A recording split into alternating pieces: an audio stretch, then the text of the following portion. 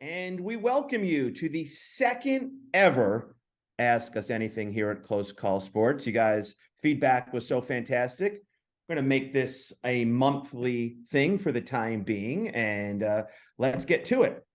Just Us asked us kind of a long question. So, Lindsay, bear with me for a second. Do you have any ideas of how to humanize Major League Baseball umpires for the public? Mike Everett has spoken at and conducted mini clinics at the umpire program at the Iowa High School Baseball Coaches Association winter meetings at least twice, and he made a very favorable impression. Could seeing and hearing from current or retired umpires counteract some of the negativity of hearing only from partisan broadcast announcers over the course of the season? Sounds like a plug for the Plate Meeting podcast, but yeah, I think that's kind of what we've been trying to do, or at least what I've been trying to do over the last 10 to 12 years. Lindsay, how about you? I think that something that humanizes umpires, and I know that, I believe that the union didn't like this when it happened, but mic them up and leak that audio.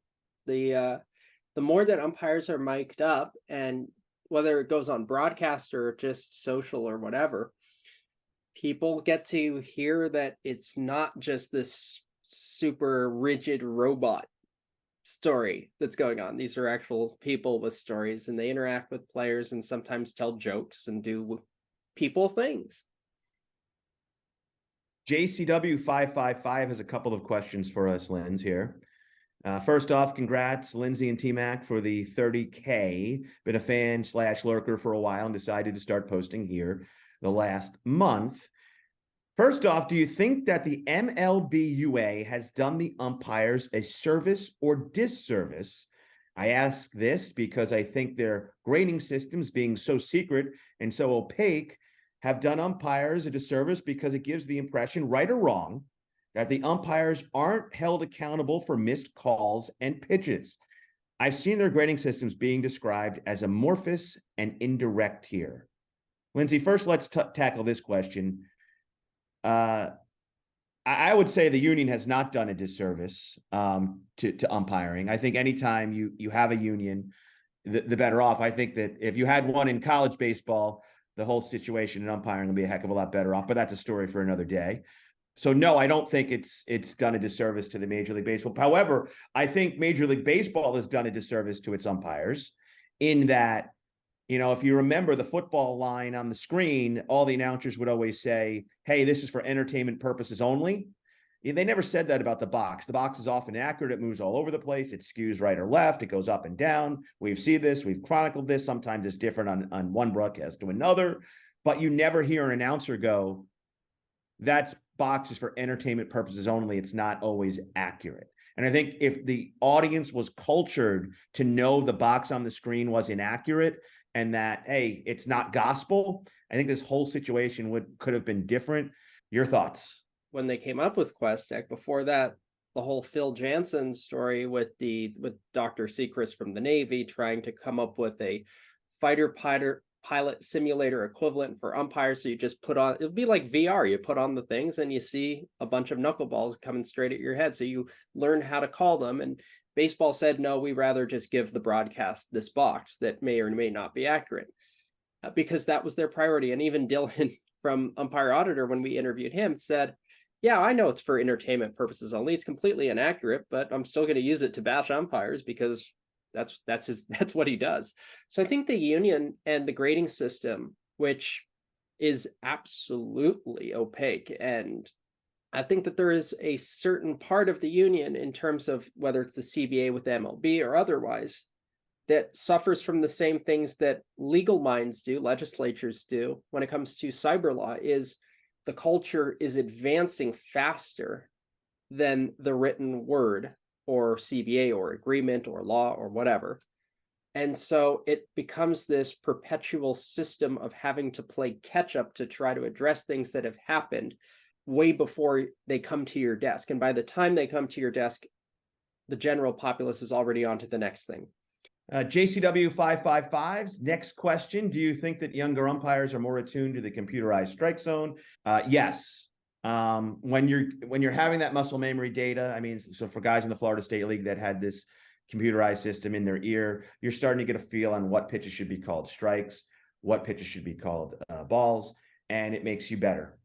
It's it's similar to the last question in that you get these technological advancements that come up, and if you happen to be on the side that's been doing something for a certain way for so long, and then suddenly get the change and you have to adjust to that, that's that's a little more difficult than someone that's just coming into the league that might have a little bit more flexible neuroplasticity to absorb this new technique relative to a computer strike zone.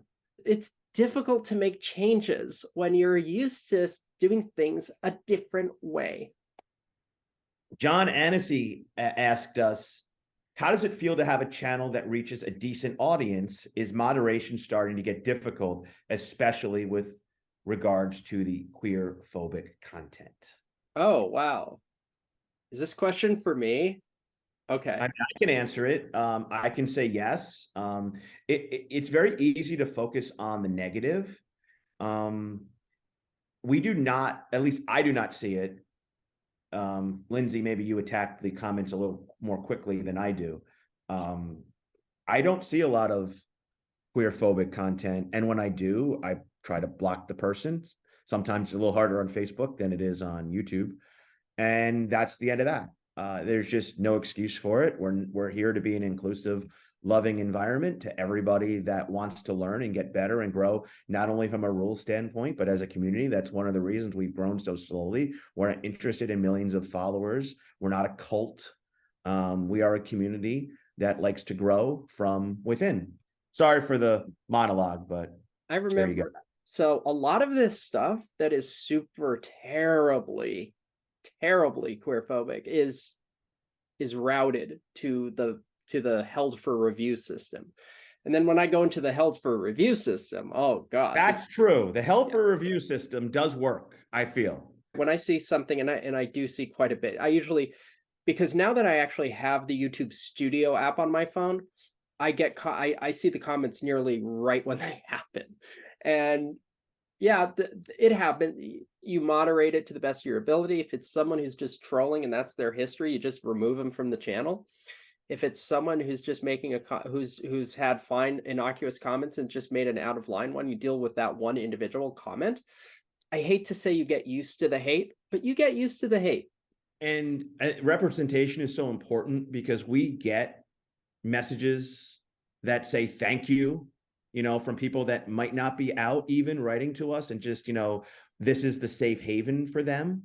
So if you're just able to help somebody just a little bit, feel a little bit more comfortable in this world, is there a problem with that? And hop on our Discord, because we have a Discord server now. So hop on Discord. A66C asks me, Tmac, any plans on bringing back the podcast? Anytime I listen to someone else interview a former Major League Baseball umpire, they skip over so many things that I know you wouldn't. That is very, very nice. Yes, there are plans.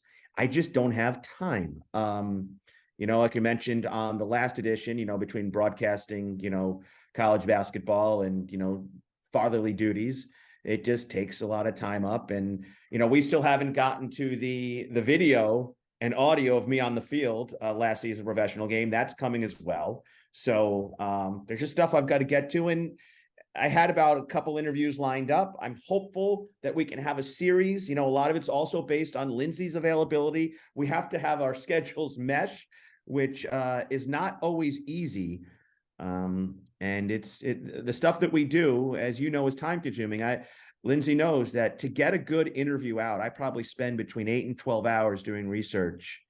And, that takes a lot of time. So that's kind of it. Maybe we've never asked for money. I always say we've never asked for money here, but maybe if there was an incentive, let's Oh my gosh. Anyway, thank you, Out West officials, and also Umpire Placement Course for advertising with us, because that keeps us in business.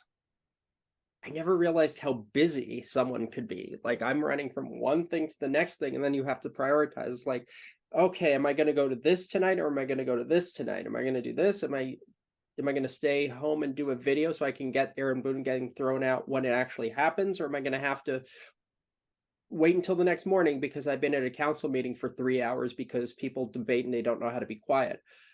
There's so much going on that you forget to do things. And it's like the calendar app, oh my gosh, is that super valuable. I'm trying to go a mile a minute, get this video out so it can be out somewhat timely, even though it's late. And I do something where there's a pitch that goes over the catcher's head, and the little screen grab says expected call strike, and I'm like, oh, they love pointing that out. I catch that 5 hours after I upload it, and it's like, well, it's too late now. I hope no one notices it. So of course everyone notices it because everyone is super observant. We're all super observant people. That's why we're here. And I'm like, yeah, that there's a lot of compartmentalizing that goes on that sometimes my brain handles and sometimes it does not. It's so hard to be perfect on those videos because when we started them, it was just, here's a graphic, here's the play, here's our voiceover, there's not much going on. And now you've done such an intricate job on putting detail-oriented rules and things of that you've just blown everybody out of the water about how good it is. I mean, I get messages on the Facebook message all the time, just have nothing, I don't have a question, just want to say how great your videos are. Like stepping up. And I have to agree with that. And I'm not going to wax poetic over the next 20 minutes because our time has expired. On this edition of the Ask Us Anything, our favorite time of the month for you guys, our audience. On behalf of Lindsay, this has been Tmac. Always do what's right, not what's easy. Happy umpiring, everyone.